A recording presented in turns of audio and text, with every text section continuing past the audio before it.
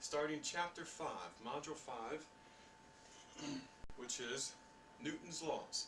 We finally made it to Newton's Laws, and we will be studying really Newton's Laws for the next several chapters. Chapter 5 is where we'll learn basically, we'll learn the basics of Newton's Laws. In Chapter 6,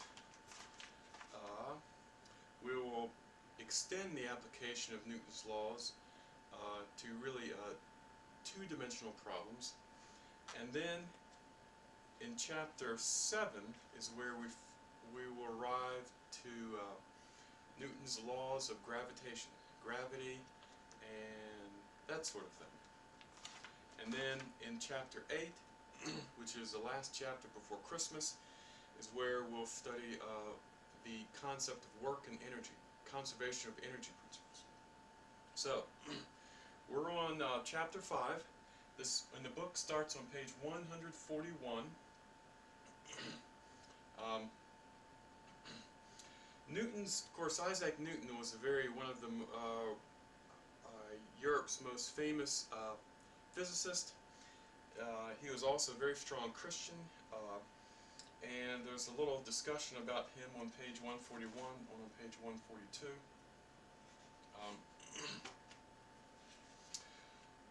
What we're going to do is I'm going to go over Newton's laws. Actually, I'm just going to list them all right now. When you read them in the book, they're spaced out. They're not listed all together actually in the book. They're spaced out. But I'm going to list them all right now.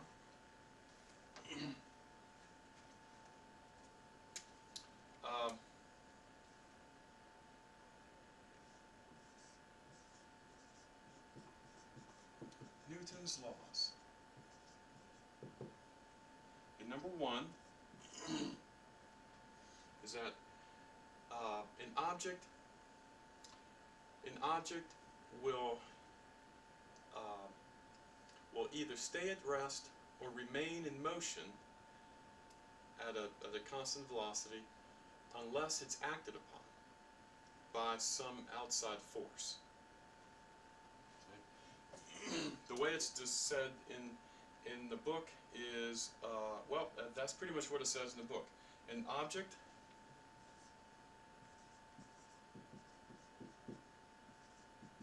will remain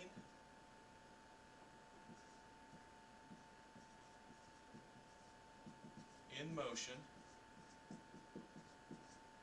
or rest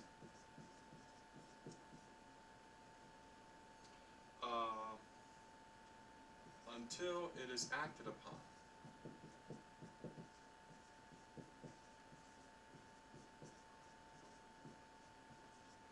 by an, I'll say, outside force.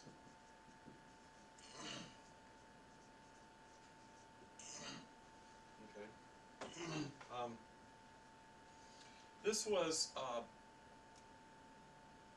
really back in antiquity, back before Galileo and Newton. The idea that the scientists thought is that the preferred an object preferred to be at rest, and in order to get it moving you had to push it, but the idea was that in order to keep it in motion you had to continually push it. Okay?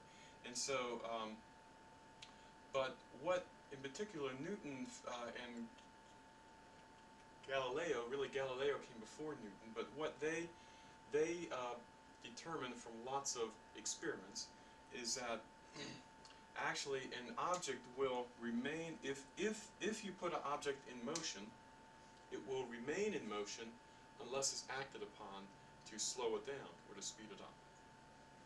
Okay.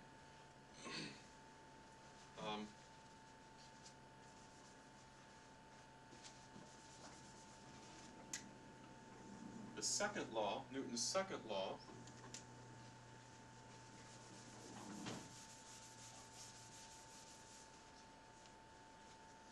Newton's second law is that, I'm going to write it in equation form, but it's that the summation of all the forces that act on a certain object is equal to that object's mass times the acceleration of the object.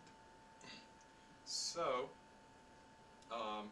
so what this means is, and I'll write this, by the sum of the forces we mean this. If we draw if here's a block, if there's no forces acting on that object,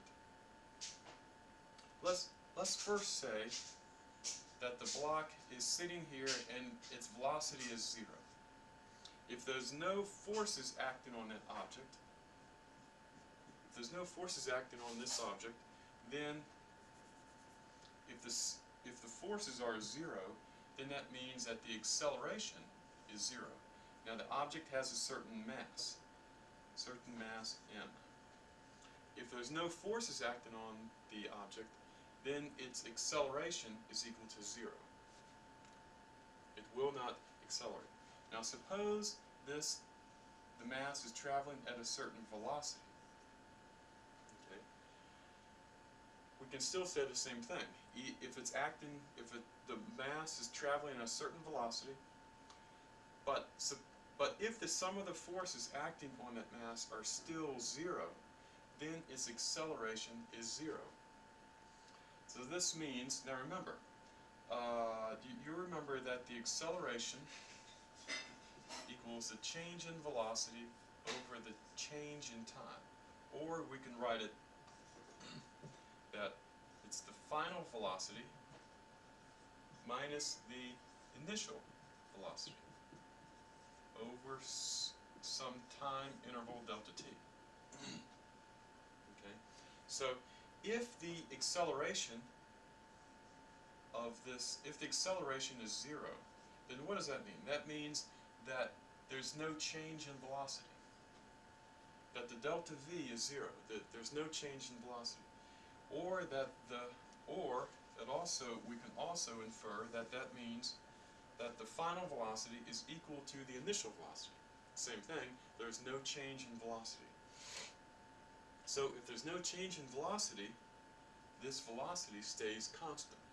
It keeps on moving at the same velocity.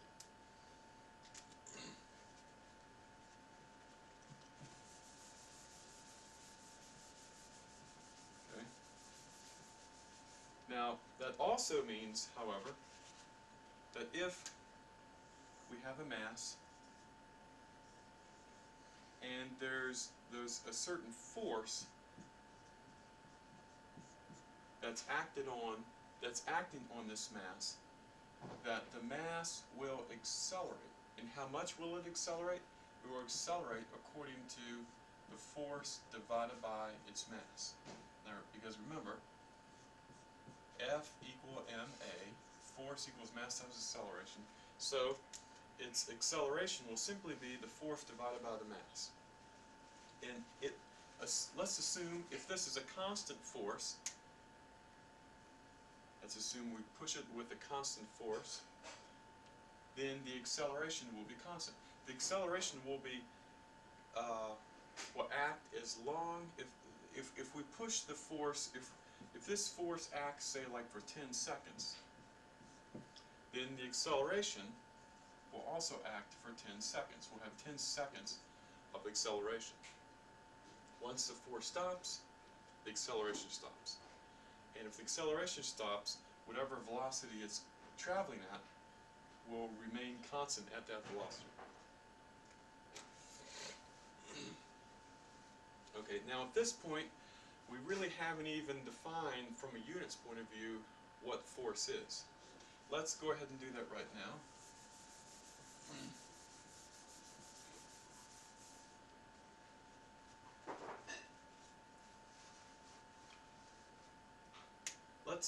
What I'm going to do is I'm going to write I'm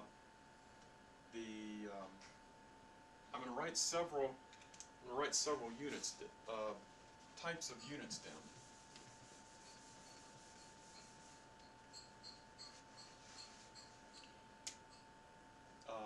We'll list force,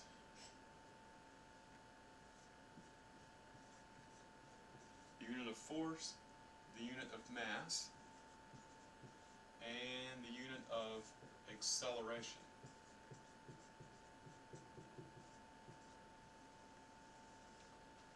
Now, if we use the units, the metric units, or MKS, meters, kilograms, seconds units, if we use in these units, now remember, I'm going to write it this way: force equals mass times acceleration. Okay, so here's Newton's second law. The mass we would use would be the kilogram. The acceleration is meters per second squared. So if we have 1 kilogram that has an acceleration of 1 meter per second squared, then that produces 1 kilogram, we simply multiply them together, 1 kilogram times meter divided by second squared. This is given a name of Newton, 1 Newton. 1 Newton of force, we say. Named after Isaac Newton, of course. So, in the metric MKS units, the unit of force is the Newton. And 1 Newton equals 1 kilogram times meter divided by second squared. There's another metric system that we won't, the book mentions it, we won't really use it too much, but it's called the gram,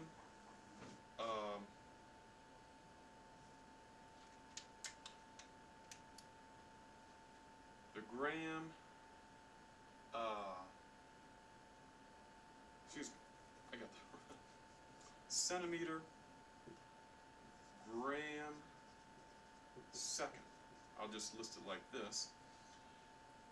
We put, instead of mass being expressed in kilograms, we express the mass in grams. Remember, 1,000 grams equal 1 kilogram. We have put the length measurement is in centimeters. So suppose we accelerate at 1 centimeter per second squared. 1 gram of mass that's accelerated at 1 centimeter per second squared would give us 1 gram times centimeter per second squared. This is given the unit called the dyne, D-Y-N-E. The book mentions this. We're not really going to use this, at least I don't think we're going to use the dyne too much, but we will list it down here. Then there's the English units.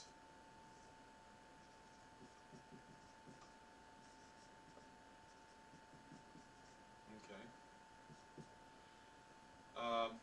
And here, with a unit of mass is called the slug. That's a great name. Slug. Excuse me. First is the feet. Length is feet times the slug, the unit of mass, times in second. So, if we have 1 slug of mass, and that slug of mass is accelerated 1 foot per second squared, that's equal to 1 slug times feet per second squared. That's called 1 pound. You're familiar with that. Okay, so when we say it weighs, something has a weight of 20 pounds, we could actually take that and, well, we'll talk about the weight later. Toward the second half of the chapter, we'll talk about weight as a force, but basically the unit of pound is what we call a pound. Sometimes to say a pound of force. Just to make it clear what people mean, we mean a pound of force. It's a pound of force, and the mass is the slug. I think we have a few problems that will use, these English units.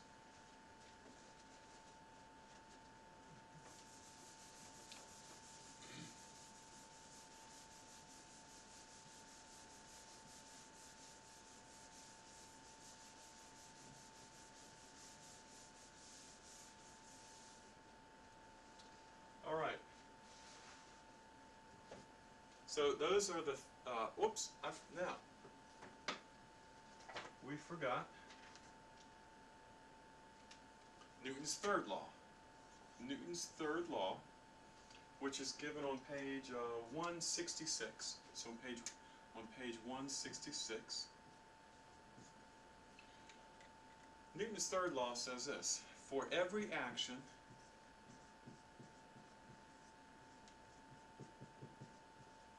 there is an equal and opposite reaction.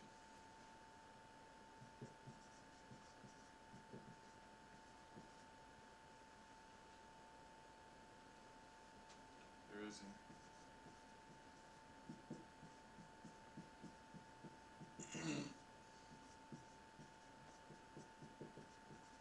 okay. What does this mean?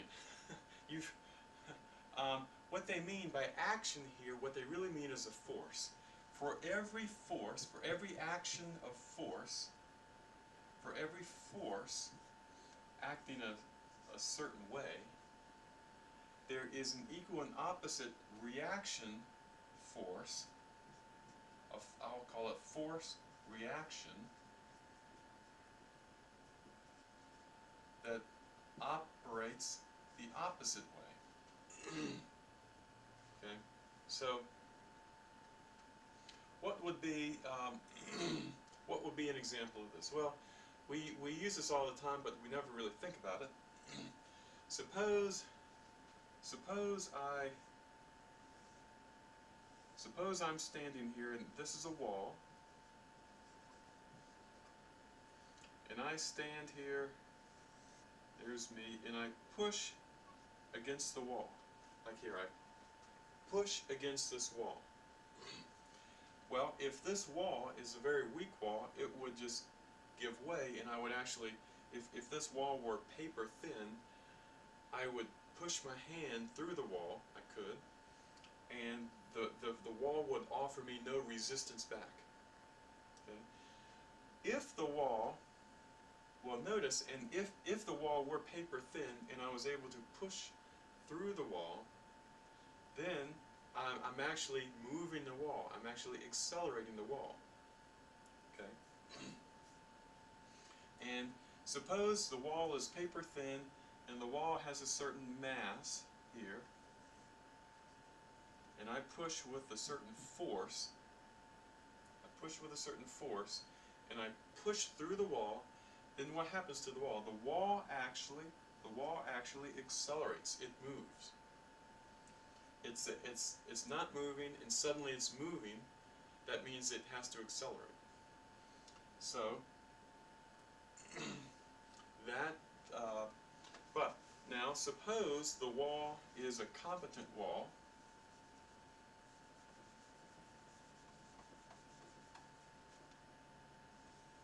Suppose this is a strongly built wall, which most walls are. I push against the wall, but the wall doesn't move. Okay? Does the wall accelerate? No. The wall doesn't move at all. If it doesn't move, it doesn't accelerate. So what does that mean? That means that when I apply force to the wall actually pushes back against me. If I push this way with, say, 10 newtons of force, the wall must push back with the equal and opposite minus 10 newtons of force. And why must that be? That must be because if the wall doesn't move, remember the sum of the forces equals mass times acceleration. I'm going to come up here and erase this and draw a little bit more clear picture.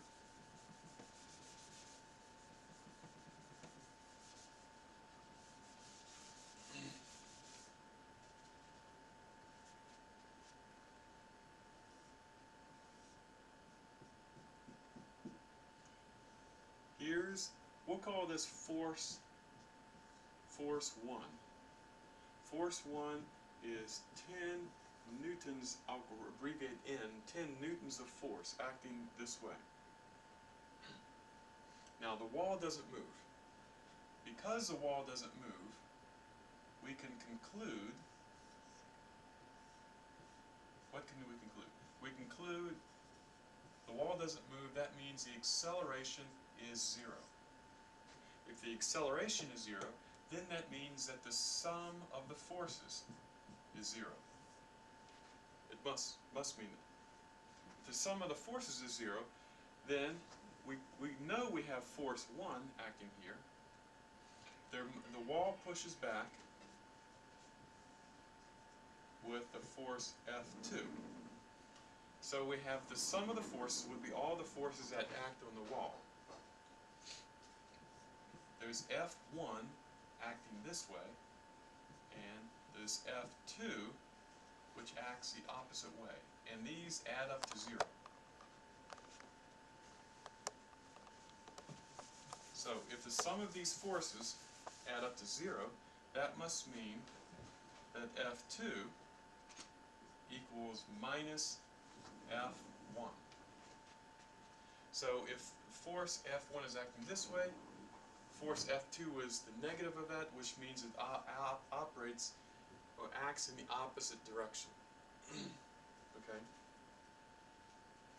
So if a force is applied to something but that object doesn't move, then that means that there's an opposite reaction force acting back in order to prevent it from moving. Where does that force come from? It comes from the strength of the wall. It comes from the fact that you have 2x4s and in here, and these 2x4s have strength, and these 2x4s are actually flexing a little bit. Anytime you put pressure or force on something, you're actually in the internal structure of the wall is actually either being stretched or compressed. And it's in that stretching and compressing. When you compress something, there's a natural tendency for it to flex back. Okay? If the wall was weak enough, or let me say this, if you applied 1,000 newtons of force, this was a really, really big force, and if the wall could only withstand 500 newtons reaction, then you would actually push through the wall. This force could only react by half this, and you would move the wall. And we see, suppose you've probably seen movies where a car comes in and it crashes through a wall.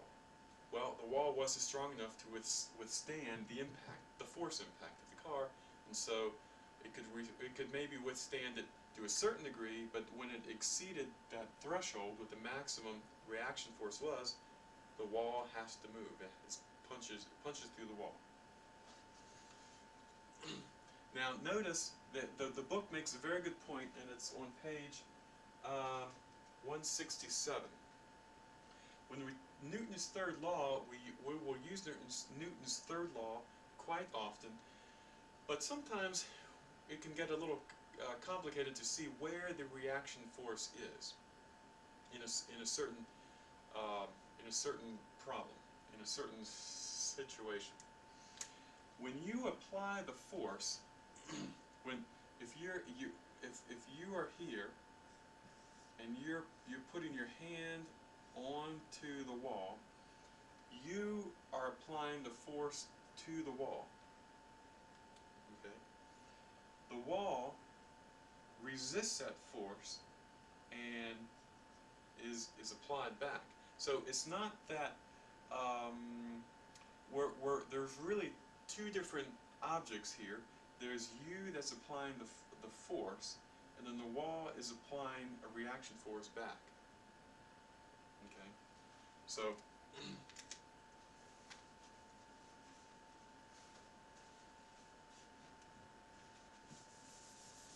okay, now we're going to continue in the chapter.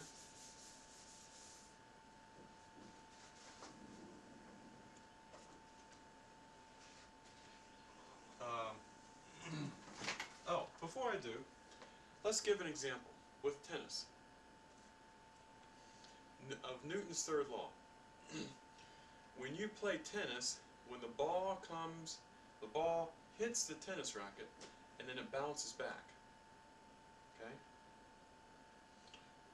Why? What's making it bounce back? Well,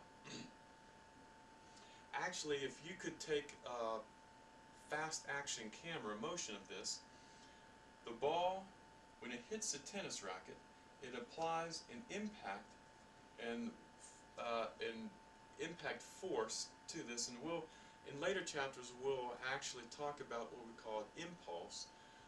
That actually won't come until I think chapter 9 or 10 actually in the second semester. But so I won't bring up that concept too much right now. But there's when the ball comes in, it hits this, and then it actually pushes the strings in. The strings act like a very, very, very stiff spring. The string actually flexes a little bit, and when it flexes, it causes a reaction force of the strings, and the strings respond back. In fact, the ball itself will be squished. You've probably seen high-speed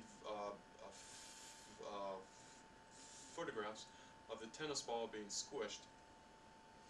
But the reaction force of the racket works to spring the ball back.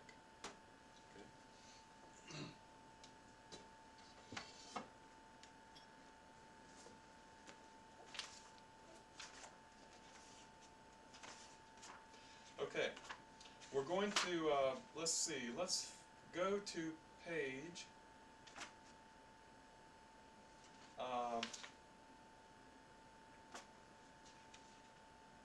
let's go to page 148 and 149.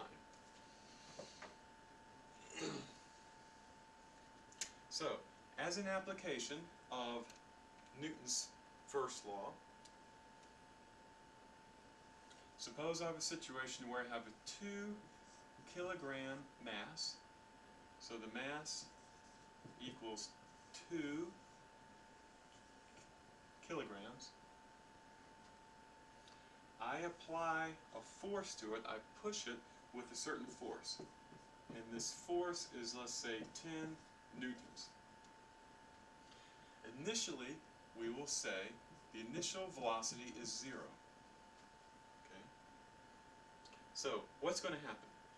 Well, we have a force that's applied to a mass. So from Newton's first law, Newton's second law, we know that the sum of the forces equals the mass times the acceleration.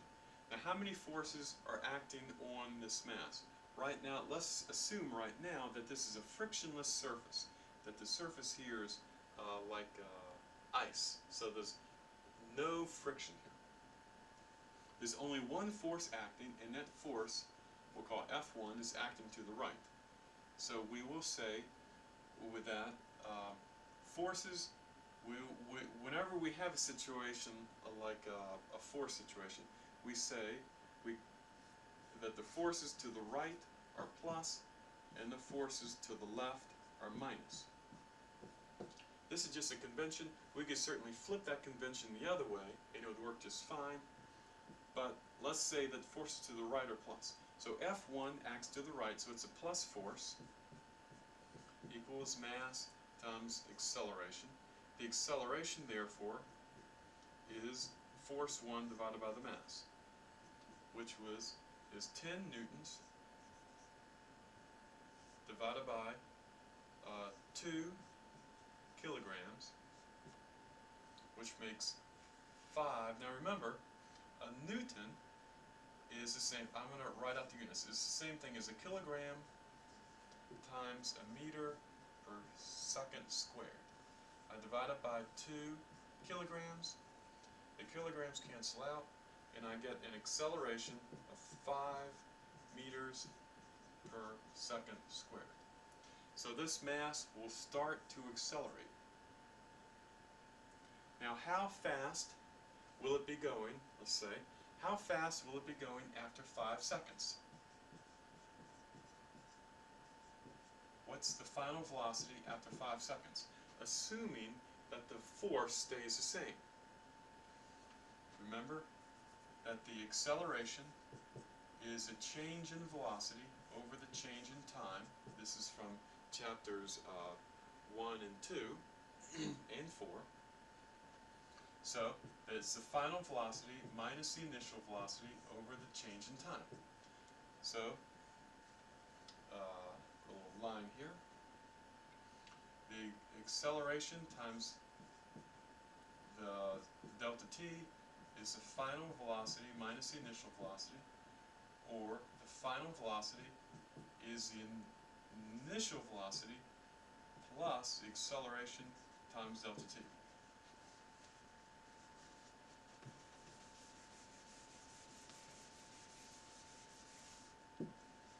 So that means that the final velocity after 10 seconds is the initial velocity, which is 0, plus, what was the acceleration? The acceleration was 5